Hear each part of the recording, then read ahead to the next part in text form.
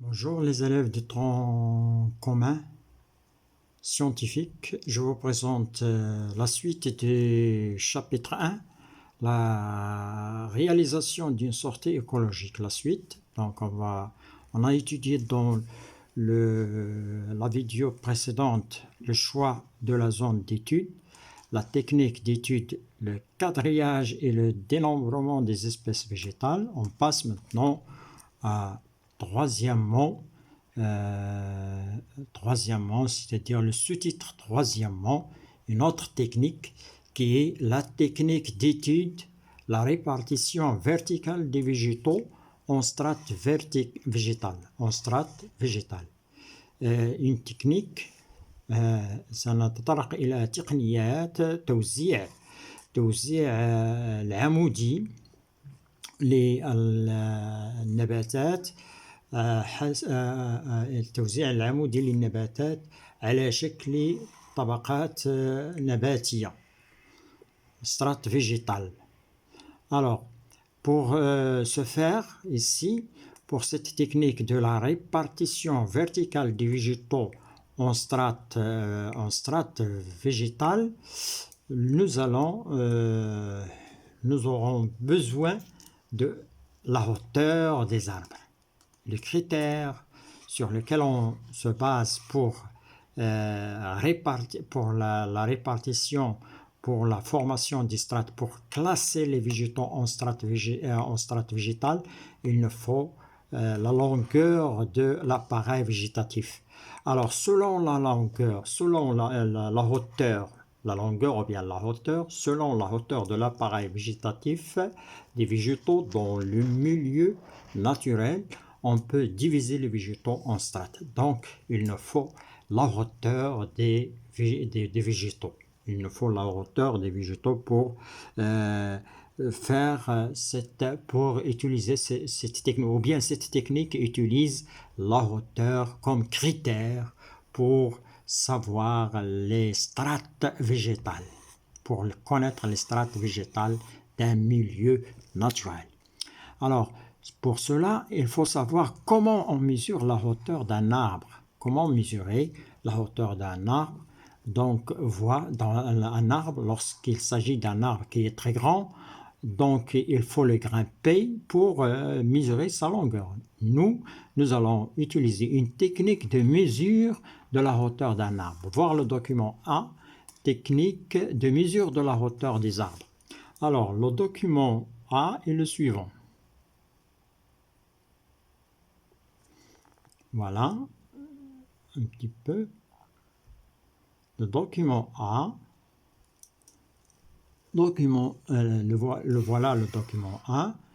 On peut mesurer la hauteur des arbres en utilisant un triangle rectangle, celui-là, isocèle, et en appliquant la règle du triangle semblable suivante. Voilà une règle mathématique du triangle semblable. Donc, pour mesurer, nous voulons mesurer un arbre, la hauteur de cet arbre.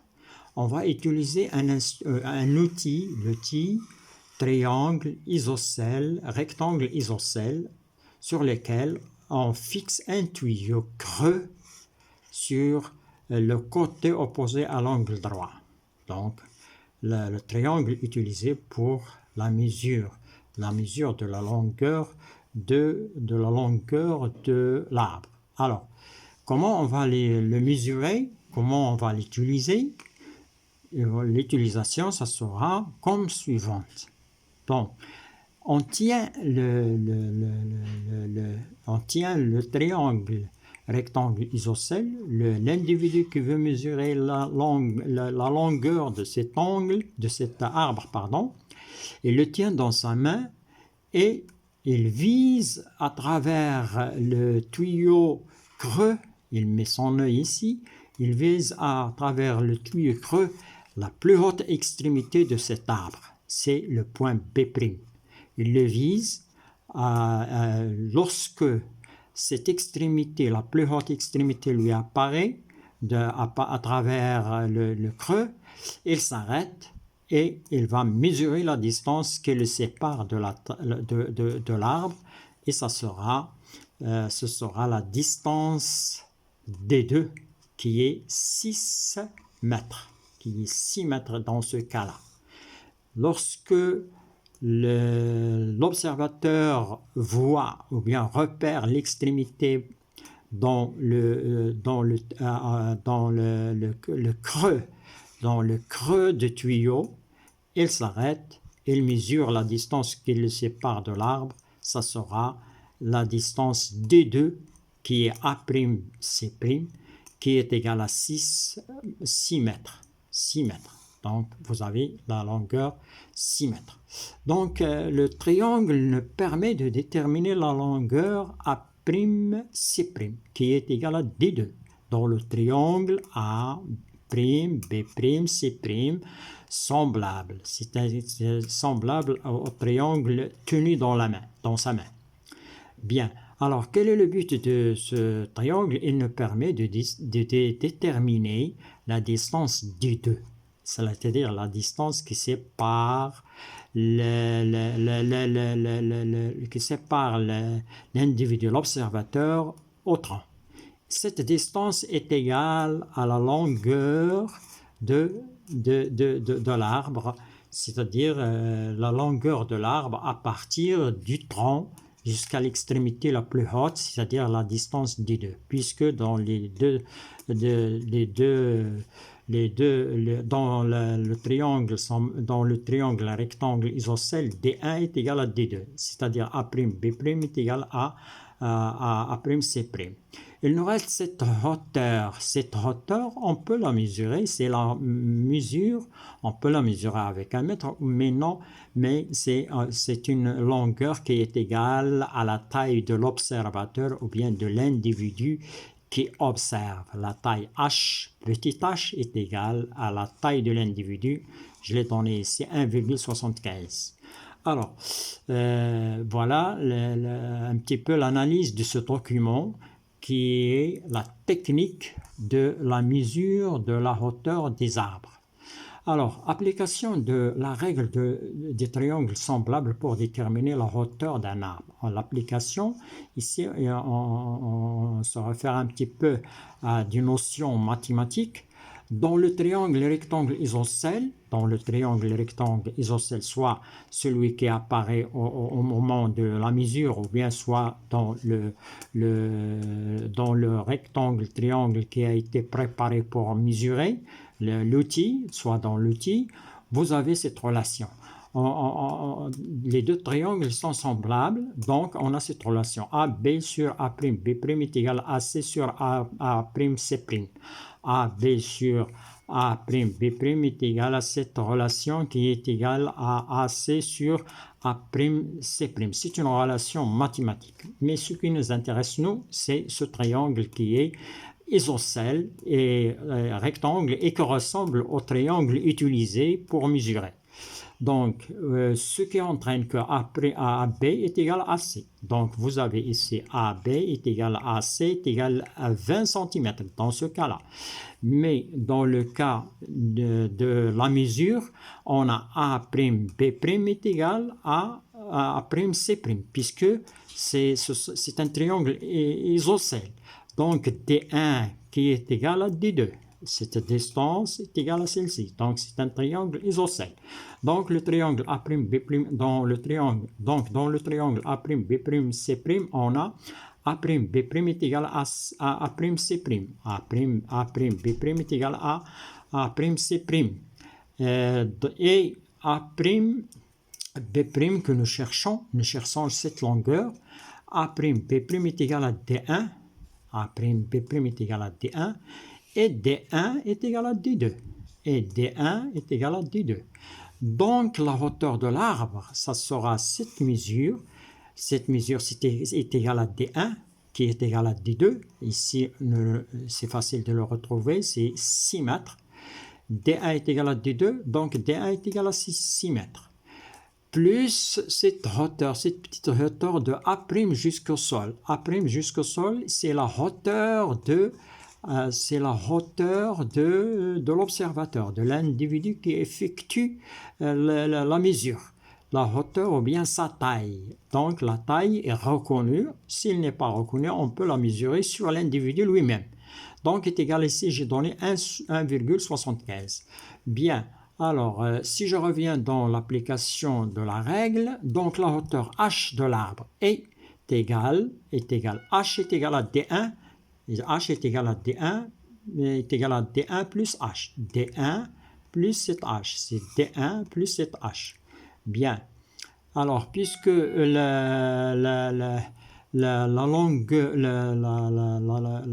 hauteur est égale à d1 plus h, donc la hauteur, ce sera d1, la hauteur h, ça sera d1 plus petit h. Alors, petit h, d1 est égal à d2, est égal à 6 mètres, pardon, 6 mètres.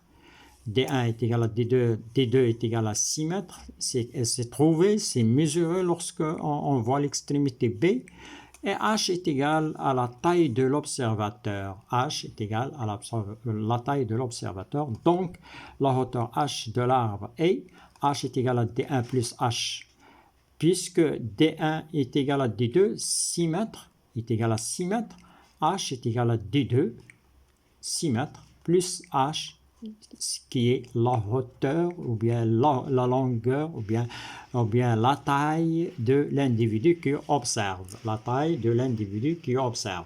H, on a dit que H est égal petit h. Petit h est égal à la taille de l'individu qui observe. Alors, les questions.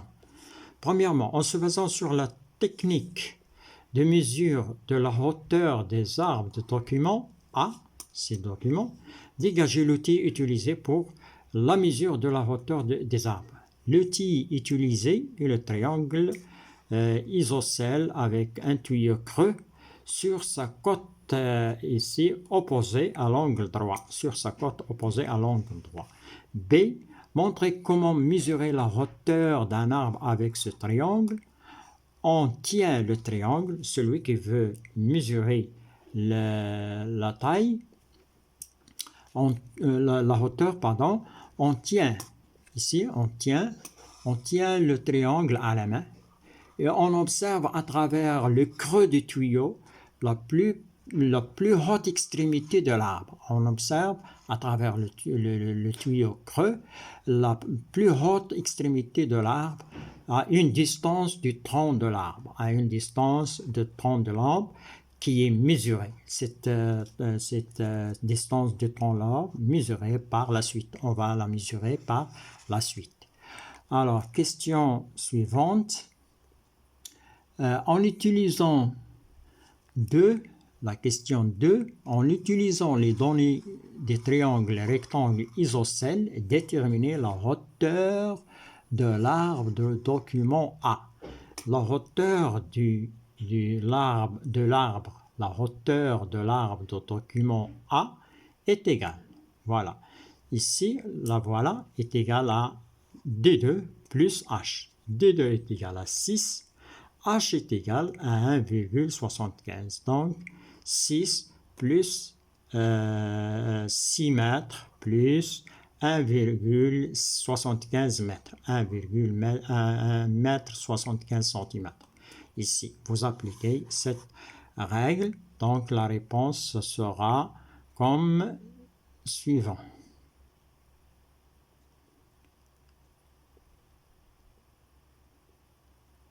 Voilà la réponse.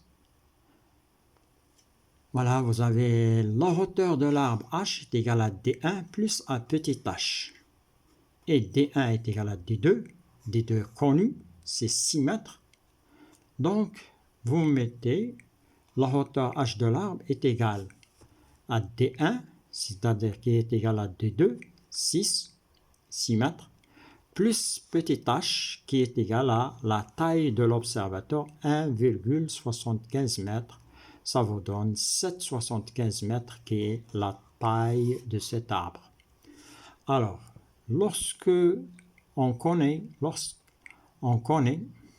la hauteur des végétaux, d'après ce calcul, si on a des végétaux à savoir leur taille, on fait cette technique pour connaître leur taille.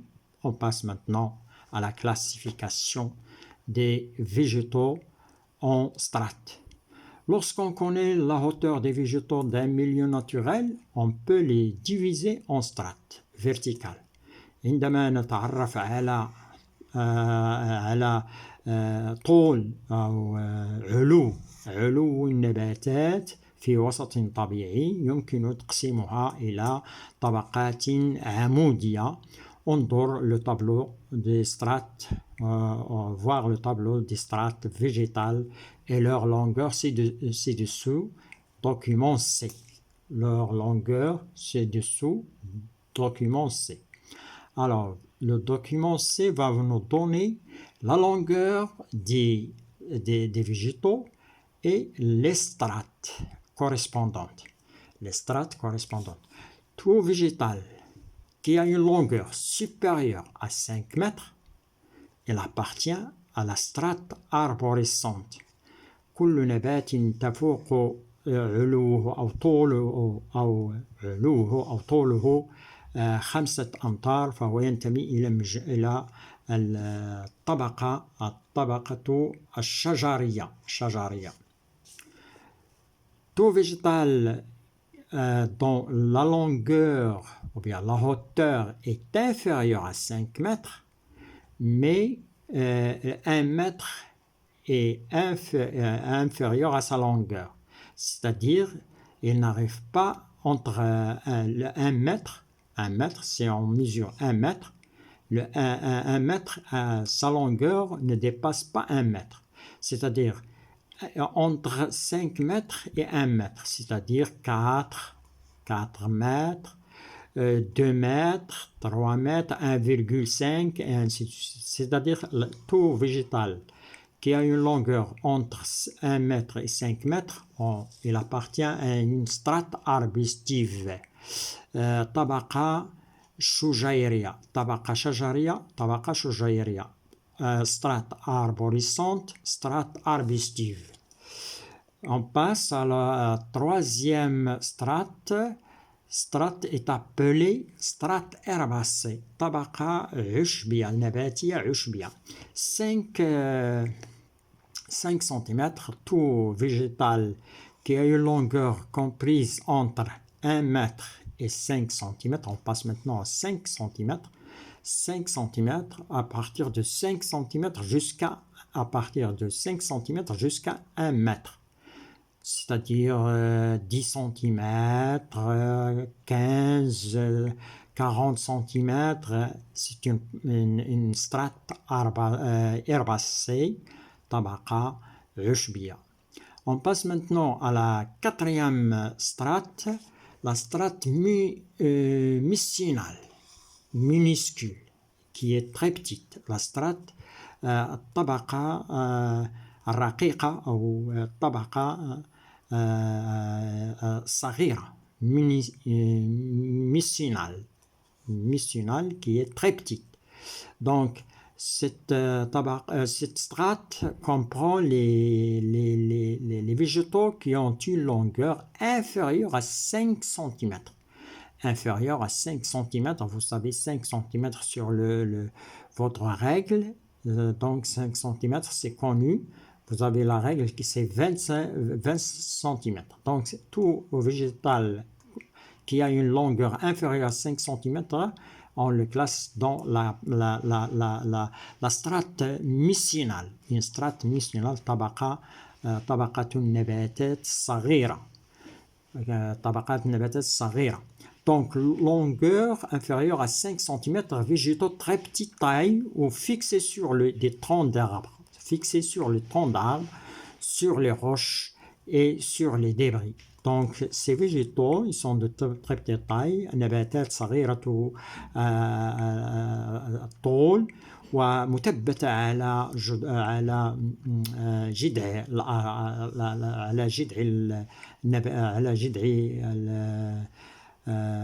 الأشجار، جذع الأشجار، ومثبتة كذلك على الصخور وعلى الدبري وهو قطع على قطع من الأشياء les débris. Cinquième et dernière strate souterraine, la strate souterraine, prolongement des végétaux dans le sol et le sous-sol souvent invisible. هنا طبقة تحت أرضية وهي امتدادات des végétaux امتدادات للنباتات في أسفل الأرض امتدادات للنباتات في أسفل الأرض وهي لا ترى.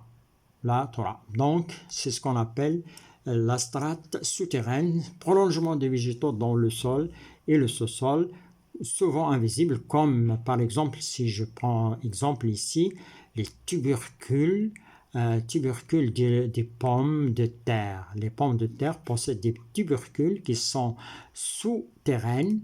On les appelle, ces tubercules, ils sont classés dans la strate souterraine. Donc, il y a des tiges souterraines, comme les carottes aussi. La tige des carottes appartiennent à la strate souterraine. Alors, le document est ici. On passe maintenant à une autre question.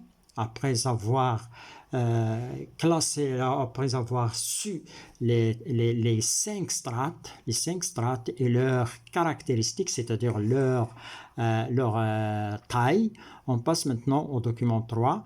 La question 3, au document 1 dans la question 3. Le document 1 suivant vous donne la répartition verticale des végétaux dans la forêt de Marmora. الوثيقة التالية تعطيك توزيع la répartition verticale التوزيع الأفقي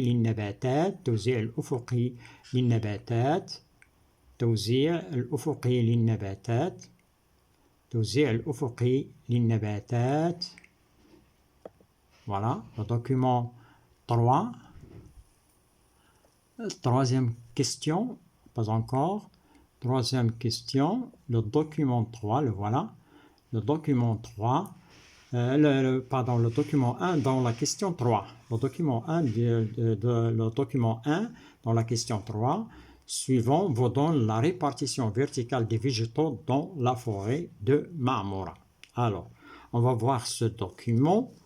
Je passerai à l'énoncé.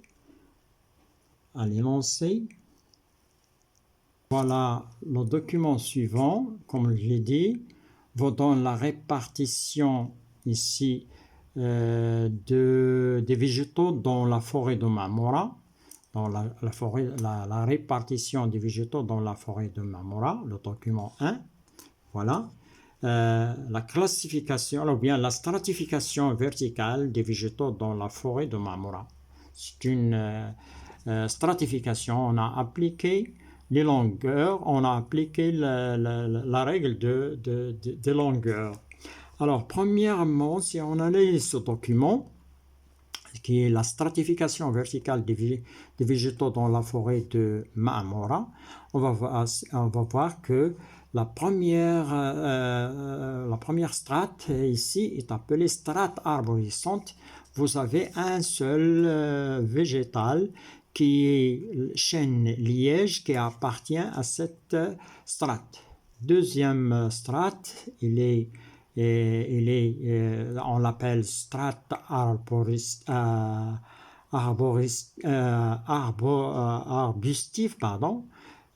strate arbustive, ici strate arborescente, strate arbustive, c'est-à-dire la longueur des végétaux est inférieure à 5 mètres, il n'atteint pas 5 mètres, mais il est supérieur à 1 mètre. C'est la zone 2. Ici, c'est la zone 2, cette taille, la taille 2.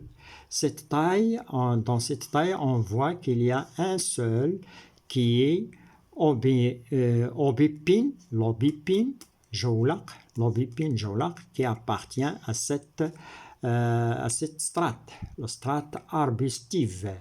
Il y a un seul arbustive, un seul végétal, ce qui est Aubépine. On passe à la strate 3, qui est strate herbacée. dont la taille il est de 5 cm à 1 mètre. Si je reviens dans le tableau en haut, la strate ici, la strate arbustive, pardon, la strate herbacée, voilà. La strate herbacée, 5 cm de longueur, 1 mètre, c'est-à-dire les végétaux dont la longueur ou bien la hauteur entre 5 cm et 1 mètre. 5 cm et 1 mètre, là, on va l'appeler la strate herbacée. C'était ici. Alors, vous avez ici asphodèle, vous avez asphodèle, oui, asphodèle baroque, le doum, vous avez urginé, ansal, vous avez c'est la taille ici, doum, voilà, c'est tout. Voilà, c'est tout pour strate herbacée. La troisième strate, la troisième strate qui ont une longueur entre 5 cm à moins de 5 cm en bas. Moins de 5 cm, entre 5 cm et 0, c'est la strate mucinale qui comprend qui comprend les graminées, les lichens, graminées, lichens et les mousses. Puis, cinquièmement, ça c'est la strate 4 strates mucinales. Cinquièmement, strate souterraine qui comprend les tubercules, les tiges souterraines. Les tiges, c'est souterraines. Alors, les questions qui se rapportent à ce document. Dégager du document 1 les végétaux appartenant à la strate arborescente, la strate arbustive, la strate herbacée, la strate mucinale et finalement la strate souterraine. Voilà, la strate souterraine.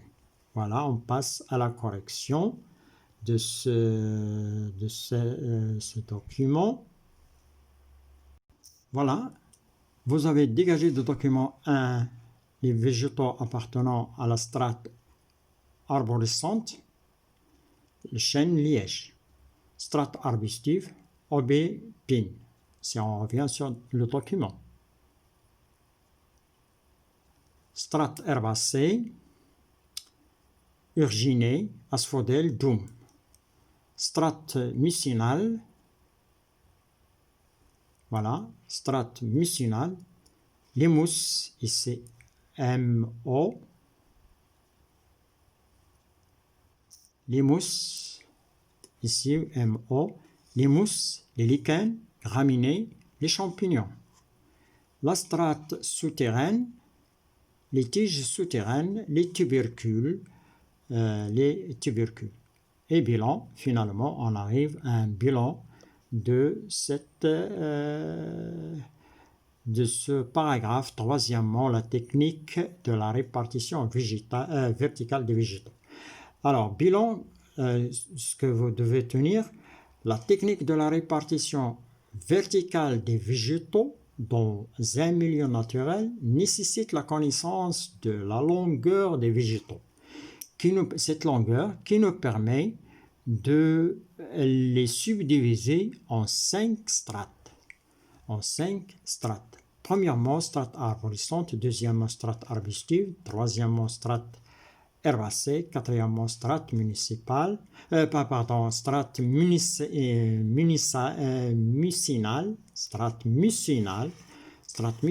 et cinquièmement, strate souterraine. Et merci d'avoir suivi cette vidéo.